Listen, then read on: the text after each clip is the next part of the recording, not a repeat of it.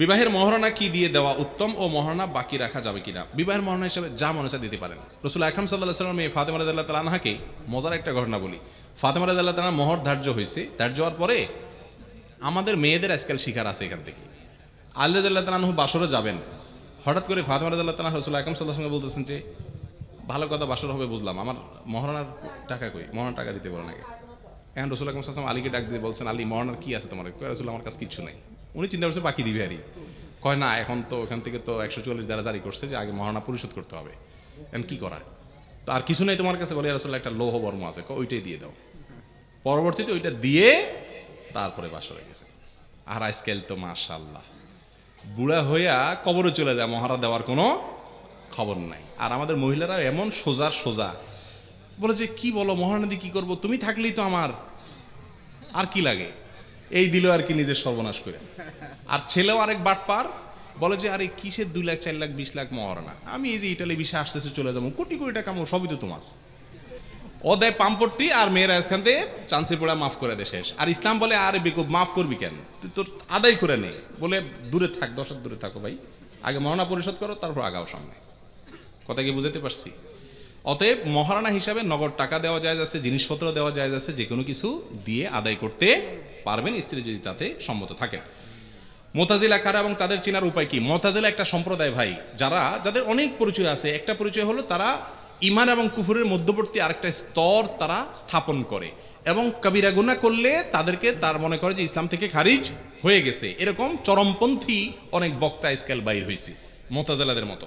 আহলে কোরআন কারা এবং তাদের চেনার উপায় কি? আহলে কোরআন মানে হলো যারা শুধু কোরআন মানার কথা বলে, হাদিস অস্বীকার করে, এরা আরেক ভণ্ডামি আর কি। কোরআন এবং হাদিস দুইটা ছাড়া একসাথে মুসলমান চলতে পারে না। আর আমাদেরকে দুইটাই অনুসরণ করতে বলা হয়েছে। বিয়ের অনুষ্ঠানে যে টাকা নেওয়া হয় তা কতটুকু জায়েজ? এটা তো আমি সবসময় বলি ভাই, বিয়ের অনুষ্ঠানে যে টাকা নেওয়া হয় এটা চাঁদাবাজি। এটা কি? না, চাঁদাবাজি না, ভুল হয়েছে, এটা ডাকাতি। এটা কি?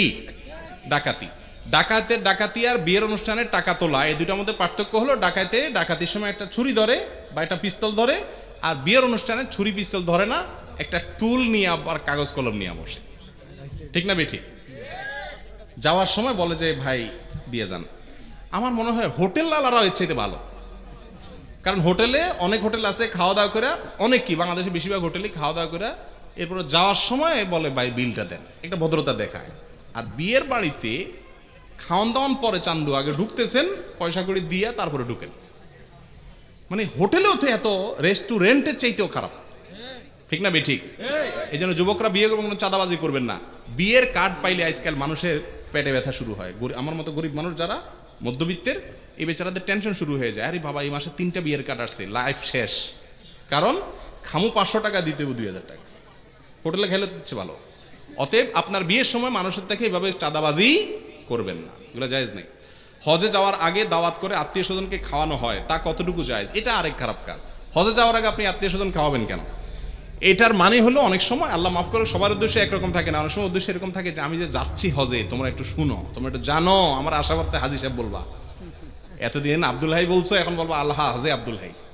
বুঝে আসছে? তো এটা জায়েজ না এরকম করা। বাকি আপনি দূরে চলে যাচ্ছেন, মানুষকে একটু খাওয়া গেলে এটা করতে পারেন। নতুন বাড়ি বানালে আত্মীয় স্বজনকে খাওয়ানো কতটুকু জায়েজ? অসুবিধা নেই, এটা তো কেউ শরীয়ত মনে করে না, এবং এখানে লৌকিকতারও কিছু নাই হজের মতো। মনের পর্দা বড় পর্দা সমাজে অনেক মানুষের ধারণা, আর এই ক্ষেত্রে অনেক পর্দা করতে ইচ্ছুক মানুষের হুমকির মুখে পড়ছে। এই বিষয়ে তাদের জন্য কিছু বলার জন্য অনুরোধ করছি। ভাই, মনের পর্দা যারা বড় পর্দা বলে, এরা কি মনের খাওনকে বড় খাওন বলে? মনের ঘুমরে বড় ঘুম বলে? মনের বিয়েরে বড় বিয়ে বলে?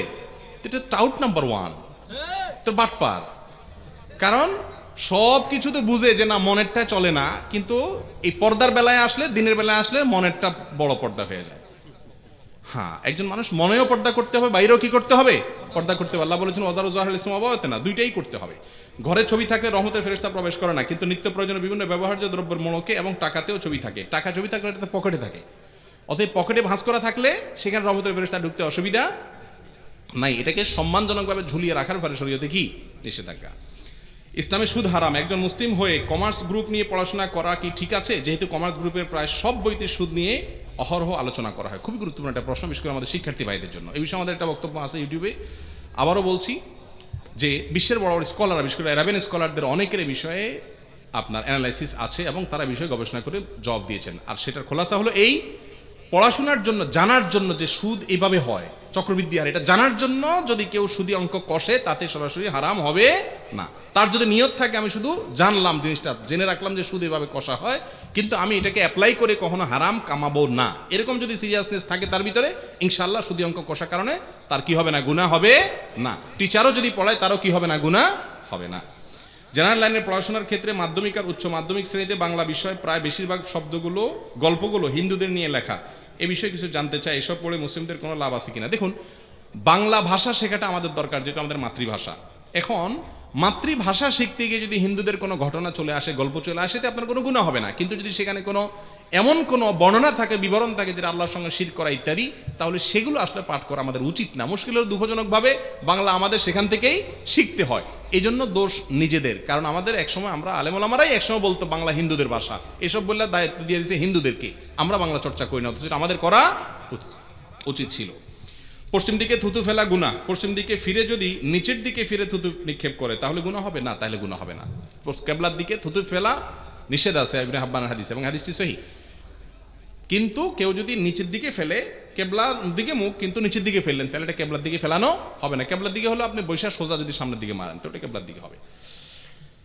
এরপরে 3 সময় নামাজ নিষিদ্ধ করা হয়েছে, কিন্তু 3 সময় বাদে আরও শুনি যে ফজরের নিষিদ্ধ সময় শুরু হওয়ার আগ পর্যন্ত কোন নফল নামাজ পড়া যাবে না, আবার আসরের নামাজের পরেও কোন নামাজ পড়া যাবে না। এই বিষয়ে জানতে চাই। হ্যাঁ, এটা ঠিক, বুখারীতে বর্ণিত আছে একটা হাদিস, রাসূল আকরাম সাল্লাল্লাহু আলাইহি ওয়াসাল্লাম থেকে আসর থেকে মাগরিব পর্যন্ত ওই দিনের ফরজ ওয়াক্ত ছাড়া বা ফরজ নামাজ ছাড়া কোনো নফল নামাজ পড়া নিষেধ, হাদিসে নিষেধ আছে।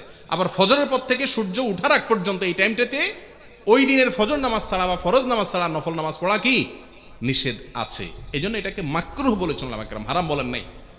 অনেকে এটাকে জায়েজ বলেছেন, বিশুদ্ধ মত অনুযায়ী এটা কি মাকরুহ। শেষ প্রশ্ন, এক ধরনের মহিলারা আছে যারা দাঁত বা শরীরের বিভিন্ন আক্রান্ত অংশ থেকে পোকা বের করে, তাদেরকে দিয়ে আক্রান্ত অংশ থেকে পোকা বের করা বা তাদের থেকে চিকিৎসা গ্রহণ করা জায়েজ আছে কিনা। ভাই এরকম তো আছে, আবার ওই যে আপনার বিভিন্ন রকমের হাতুড়ে ডাক্তারি বা ট্রিটমেন্টও আছে। আজকাল আলহামদুলিল্লাহ দাঁতের ট্রিটমেন্টে এত উন্নত ব্যবস্থাপনা আছে, অতএব এই তথাকথিত মহিলাদের পোকা উঠানো, এটা দ্বারা আসলে কতটা ট্রিটমেন্ট হয় এবং এটা কতটা বৈজ্ঞানিক পদ্ধতিতে হয় সেটা নিয়ে সন্দেহ নয়, বরং আমরা নিশ্চিত যে সেটা আসলে বৈজ্ঞানিকভাবে হয় না, বরং এগুলো বেশিরভাগই কুসংস্কারাচ্ছন্ন। বিধায় এগুলো আমরা গ্রহণ না করে সুস্থ এবং শুদ্ধ যে চিকিৎসা পদ্ধতি সেগুলো আমরা গ্রহণ করব। যেগুলো আমাদের বরং ক্ষতি করতে পারে সেই চিকিৎসা গ্রহণ করা আমাদের উচিত হবে না। এগুলো বেশিরভাগ কুসংস্কারাচ্ছন্ন বিষয়, বেঁচে থাকার চেষ্টা করব ইনশাআল্লাহ। শেষ প্রশ্ন হলো, মানুষ মারা গেলে জানাজার সামনে লাশ নিয়ে বক্তব্য দেওয়া হয়, এটার ব্যাপারে পিছন থেকে একটা প্রশ্ন আসছে গুরুত্বপূর্ণ, যে মানুষ মারা যাওয়ার পরে লাশ সামনে রাইখা লেকচার দেয়া হয়, লেকচার অমুক সাহেব তমুক সাহেব সব সাহেবরা লেকচার দিতে দিতে অবস্থা খারাপ, এটা জায়েজ আছে কিনা। উত্তর হলো এটা খুবই গর্হিত এবং জঘন্য একটা খারাপ কাজ। কেন জানেন? হাদিসে আসছে আসরিউ বিল জানাজা, নবী সাল্লাল্লাহু আলাইহি সাল্লাম বলেছেন জানাজা খুব দ্রুত শেষ করো। সেখানে লাশকে দাঁড় করে ঘন্টায় ঘন্টা বক্তব্য দিচ্ছি।